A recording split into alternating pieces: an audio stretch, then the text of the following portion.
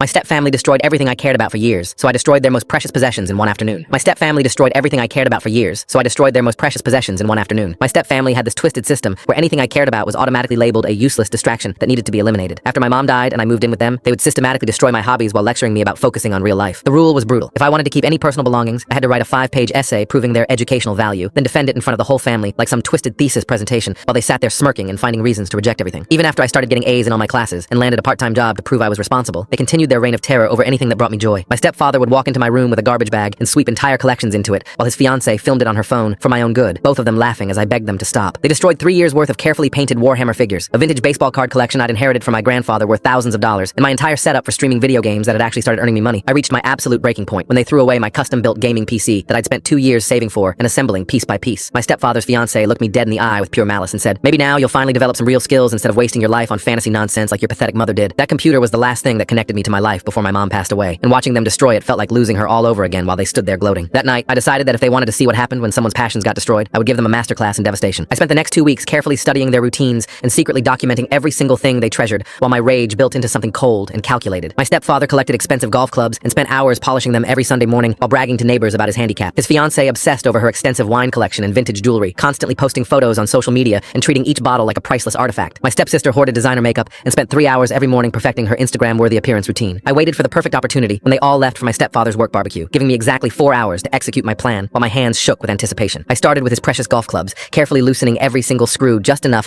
that they would fall apart mid-swing, but not enough to notice immediately. For his fiancée's wine collection, I used a tiny syringe to extract small amounts from each bottle and replaced the wine with white vinegar mixed with food coloring to match perfectly. When they returned home that evening, I calmly announced that I had prepared a family appreciation presentation to show them how much I valued their guidance while trying to keep the excitement out of my voice. I told them that to demonstrate my newfound respect for their priorities, I wanted to watch them enjoy their favorite hobbies while I applauded their superior life choices. My stepfather grabbed his driver and headed to the backyard to practice his swing for tomorrow's tournament. The moment he took his first powerful swing with all his arrogant confidence, the entire club head went flying across the yard and crashed into their neighbor's fence while he stumbled forward and face planted into the grass with a sickening thud. He started screaming about defective equipment while I nodded sympathetically and suggested that maybe he should focus on developing real skills instead. Meanwhile, his fiancée decided to celebrate with a glass of her finest 2015 Cabernet, taking a deep sniff before her first sip. She immediately spit it out while making the most horrified gagging sounds I had ever witnessed, tears streaming down her cheeks as the vinegar burned her throat. She ran to the kitchen sink, trying desperately to wash the taste out while I explained that vinegar was excellent for cleansing the palate. The chaos reached its peak when my stepsister discovered that every single one of her makeup products had been replaced with children's face paint. She emerged from the bathroom looking like a deranged clown, with bright blue lipstick and orange foundation streaked across her face, screaming about her $1,000 skincare routine while mascara ran down her cheeks in black rivers. I looked at all three of them standing there in their various states of humiliation and said, "Don't worry, I'm sure you can write 5-page essays about how these hobbies contribute to your future career prospects, and then maybe you'll earn the right to enjoy them again." That was the last time anyone in that house touched anything that belonged to me.